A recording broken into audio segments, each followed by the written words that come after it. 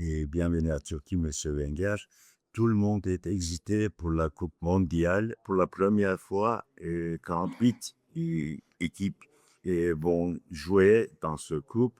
Et quel type de tournoi attendez-vous? Moi, je pense qu'on a organisé l'an dernier pour la première fois la Coupe du Monde des moins de 17 avec 48 équipes. C'était un tournoi très intéressant où c'était très équilibré. On s'est rendu compte que, comme à la sortie des groupes, il y a 4 matchs pour aller en finale, que c'est un peu un marathon mental. C'est-à-dire que les équipes qui étaient plus une équipe que les autres arrivaient à se sortir de matchs difficiles et étaient arrivées en finale. Les deux équipes qui sont arrivées en finale étaient les équipes qui avaient une solidarité mentale très forte. Eh oui, pour la Coupe mondiale 2026, il y a des nouvelles règles pour rendre rapide le Pour jeu. fluidifier le jeu. Oui, pouvez-vous expliquer les changements Ben, essentiels? Quels principes seront les résultats?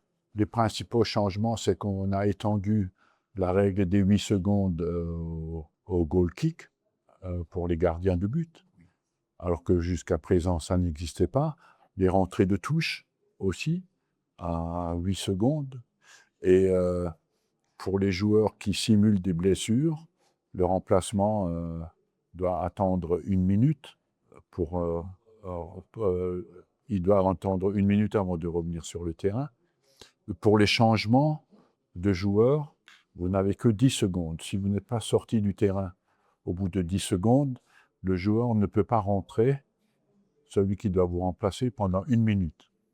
Et quels Donc, seront les résultats, à votre avis, à de mon ce avis, ça va changement? beaucoup fluidifier le jeu. On l'a vu avec la règle du gardien l'an dernier, quand on l'a appliqué, ça a été meilleur. Et les gens veulent voir un jeu avec un haut niveau d'énergie. Et l'énergie d'une équipe qui répond à l'autre dans un match de football, elle se nourrit de la fluidité du jeu. Donc il faut, je pense, pousser le plus possible pour rendre le jeu le plus rapide et le moins interrompu possible. Oui, et Turquie participe après 24 ans à la Oui, Coupe du Monde. Est-ce que vous avez eu la chance de regarder l'équipe nationale de Turquie oui. récemment? Est-ce que Turquie peut être l'une des intéressantes, émouvantes équipes de D'abord, tournoi? je voudrais dire que j'ai assisté personnellement au dernier match de la Turquie, la Coupe du Monde en 2002 contre le Brésil. Et je pense que la Turquie avait une très bonne équipe. Elle était un peu malchanceuse de perdre ce match. Et surtout que là, je pense que je ne le jugerai pas. J'ai vu la Turquie contre la Roumanie. On a vu que l'équipe n'a pas exprimé son plein potentiel parce qu'elle était très tendue, très nerveuse. Elle a joué beaucoup avec beaucoup de restrictions et pas assez libérée, ce qui était normal. Il fallait se qualifier, elle l'a fait, il faut lui tirer le coup de chapeau. Elle a fait 180 minutes sans prendre de but, donc ça va lui donner confiance défensivement. On sait qu'il y a un potentiel offensif, donc je suis curieux de voir parce que la Turquie est dans un groupe où toutes les 4 équipes peuvent se dire on a une chance de se qualifier. Et n'oublions pas que les 8 meilleurs troisièmes se qualifient. Donc même, il faut faire attention à la différence de but. On l'a vu à la Coupe du Monde des moins de 17 ans, il y a des équipes qui se sont qualifiées à 3 points, mais avec une bonne différence de but.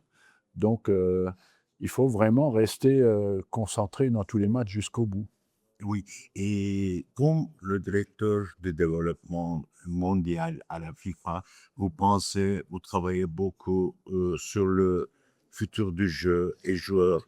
Et comment sera le football de futur? Et on va voir quel type de joueurs. Écoutez, je pense que le football de futur sera une technique individuelle parfaite avec les 2 pieds, droit, pied gauche, comme il y a pressing, la qualité de la passe, la rapidité de la passe sera très importante. Ensuite, je pense que un football très dynamique et de mouvement sera nécessaire pour être dangereux. Et enfin, je pense comme troisième facteur, un très bon équilibre dans les équipes entre la puissance physique et l'intelligence tactique. Ça va être très important. Oui, Ces 3 facteurs seront très importants.